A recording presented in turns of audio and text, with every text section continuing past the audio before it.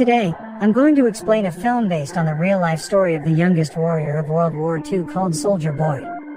Spoilers ahead. Watch out and take care. The movie begins in Russia, where a family of 3 sit by the river, enjoying their time. The youngest of them, Sergei Ilyashkov, boasts to his elder brother and mother about him being on top of a tree, when suddenly, German fighter jets fly overhead. The mother asks her kids to quickly hide in the bushes, but the 6-year-old claims he is not scared and strikes the jet with a slingshot. To everyone's surprise, he manages to hit the jets and explode them. But when he looks around, his family is gone. Sergei wakes up frightened from the dream and calls for his mother. Just then, someone knocks on his door. Assuming it is his mother, he runs towards it, but a neighbor woman comes in panicking. She thanks God for keeping him alive, and informs him that his mother and brother are dead. The little boy cannot comprehend what she is saying, and wants to stay in the house to wait for his mother. The woman tells him that the Germans have attacked them and that he should run away. Just then, some soldiers approach their house. The woman makes Sergei run out through the window but is shot dead before she can join him. The little 6-year-old is now on his own, with no family and friends. As Sergei runs away from the house, he sees his whole neighborhood burning behind him. He calls for his mother in vain, and runs away from there. After running for a while, he ends up in the middle of the woods. The little kid starts to call for his mother to come and get him, because he is lost. That night, he stays in the jungle. The following morning, we see him drink water from a river, when the enemy soldiers approach his way. Sergei, knowing that they are dangerous, quickly hides inside a tree's roots. He is startled when a snake comes nearby, but doesn't utter a word or run away. Sergei is more scared of the soldiers than of the snake. The soldiers eat by the river and go away, after which Sergei takes their leftover food and devours it for the night. However, by the end of the day, the little boy is exhausted. He hasn't had a proper meal in 2 days and has been walking with no destination. He falls down as he limps but doesn't stop walking. While on his way, he sees wild berries and devours them, but just then, an explosion occurs behind him, taking him by surprise. The boy gets dizzy and starts to hallucinate someone coming behind him. However, even in such conditions, he stands brave and tells the person he has a rifle and is not scared. He limps forward but falls unconscious after a while. While he is asleep, 2 soldiers approach him. The scene cuts to the Russian army base where Commander Kuznetsov waits for his patrol soldiers. They come in with the little kid who is injured and weak.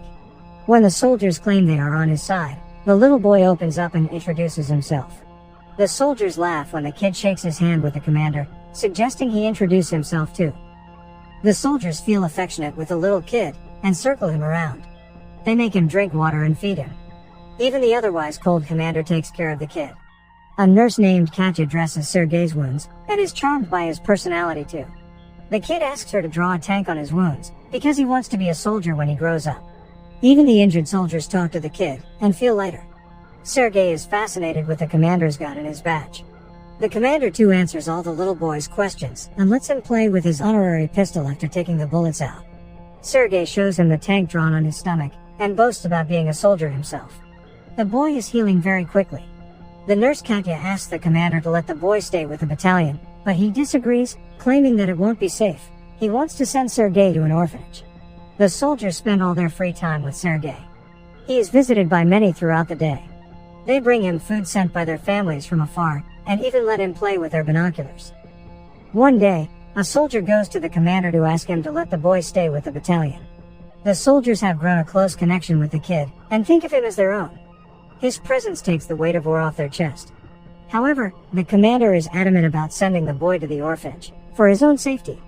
The following day, the enemies attack, and many soldiers are hurt. A vehicle comes to fetch Sergei to take him to the orphanage. The commander breaks the news to the kid, and gives him a wooden honorary pistol as a gift. The boy in turn hugs him, claiming that he is scared for the commander's safety. The commander melts in his embrace, and changes his mind. He asks Sergei to stay with the soldiers as his son. That night, the soldiers look for little soldier clothes for the little boy. They are over the moon to have Sergei stay with them. The commander wakes Sergei up and gives him the clothes. He wears them and runs around, looking like a real soldier. The others start calling him their little soldier boy. As the kid runs around, the Germans launch an air attack on the battalion. The soldiers quickly take Sergei to a safe place and fight the others. The number of injured soldiers grows rapidly. Sergei wants to make himself useful, so he brings water to thirsty soldiers. One of them asks him to read a letter sent by his family because he has a bandage over his eyes. The little boy wants to help, but doesn't know how to read. He takes the letter and starts making up the things written on it, claiming that the soldier's cow is safe back home.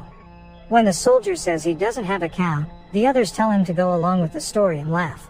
He reads everyone else's letters in the same fashion and cheers them up. In the following scene, we see Katya and the commander talking. The two seem to be attracted to each other, but do not confess their feelings. Later, Sergei tells the commander that he is of the orderly position in the battalion and starts introducing himself as one. However, the boy then sees one of the soldiers' station destroyed from the attack. The commander teaches him to take his hat off to pay respect to the dead soldier. The next day, he insists the commander give him a mission and is given a task to distribute the letters among the soldiers. He completes his task efficiently and even makes the soldiers dance for him. The following day, Sergei goes a little far from the base with his binoculars. As he is playing with it, he sees someone's leg moving from inside a haystack. He rushes back to the battalion and tells the soldiers about his findings. The soldiers are skeptical, but go with the boy anyway. When they reach near the haystack, they are alerted to see two German spies hiding underneath. The spies are arrested, and the kid is praised for his intelligence. That night, the commander shows Sergei the legal papers for his adoption. He is now officially the kid's father. Sergei knows of the commander's feelings for Katya, so, to repay his kindness, he takes him to confess to her.